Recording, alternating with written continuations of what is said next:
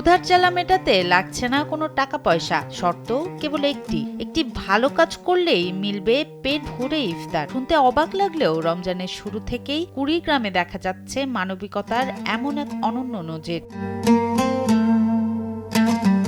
এখানে ইফতার কিনতে টাকা লাগে না, লাগে কেবল একটি সৎ কাজ করার মানসিকতা। পবিত্র রমজান মাস জুড়ে এভাবেই সাজানো হয়েছে ভালোবাসার এক দস্তরখান।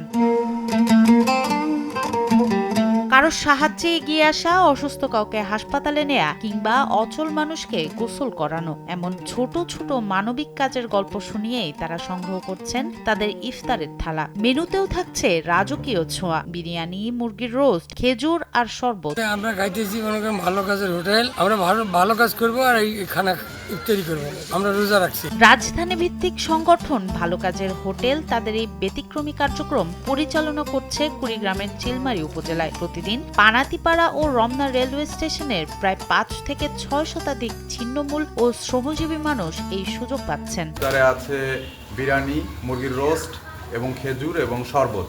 আমরা এই খাবারগুলো চিলমারির 2টি পয়েন্টে বিতরণ করব, রমনা পানাতিপাড়া এবং রমনা রেলওয়ে স্টেশন, কিছু সুবিধা বঞ্চিত ও ছিন্নমূল মানুষের মাঝে। নিম্ন আয়ের মানুষের মাঝে ভালো কাজের বিনিময়ে বিনামূল্যে ইফতার বিতরণ করা হচ্ছে। অবহেলিত এই এলাকায় এমন উদ্যোগ দরিদ্র মানুষের কাছে এক পরম আশীর্বাদ হয়ে দাঁড়িয়েছে। উপকার হয়েছে, অসহায়ের ঘরে করি খাবার না পাইলে মরে, দিলে জীবনটা বাঁচে।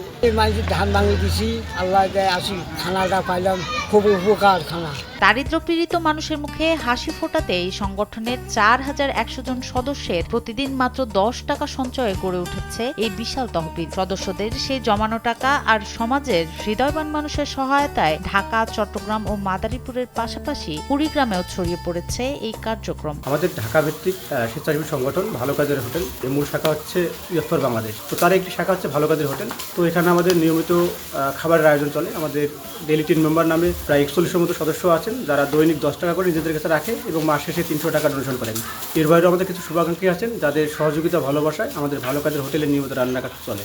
এবং আমাদের ইফতার উপলক্ষে আমাদের ঢাকা শহর, চট্টগ্রাম এবং মাদারীপুর এবং আমাদের কুড়িগ্রাম, তো এখানে আমাদের মোট 21টা পয়েন্টে নিয়মিত রান্নার কাজ চলে। এবং আমরা এই রান্নার শেষ হওয়ার পরে আমাদের ইফতারটা আমরা ছিন্নমূল, অসহায় এবং পথচারীদের মাঝে বিতরণ করে থাকি। মূলত মানুষের মধ্যে ভালো কাজের অভ্যাস গড়ে তুলতে ইউথ ফর বাংলাদেশের এই শাখা সংগঠনটি এমন শর্ত জুড়ে দিয়েছে। কুড়িগ্রামের মতো পিছিয়ে পড়া অঞ্চলে ক্ষুধার্ত মানুষের মুখে খাবার তুলে দেওয়ার পাশাপাশি মানবিকতা চর্চার এই প্রচেষ্টা এখন সবার মুখে মুখে প্রশংসিত হচ্ছে।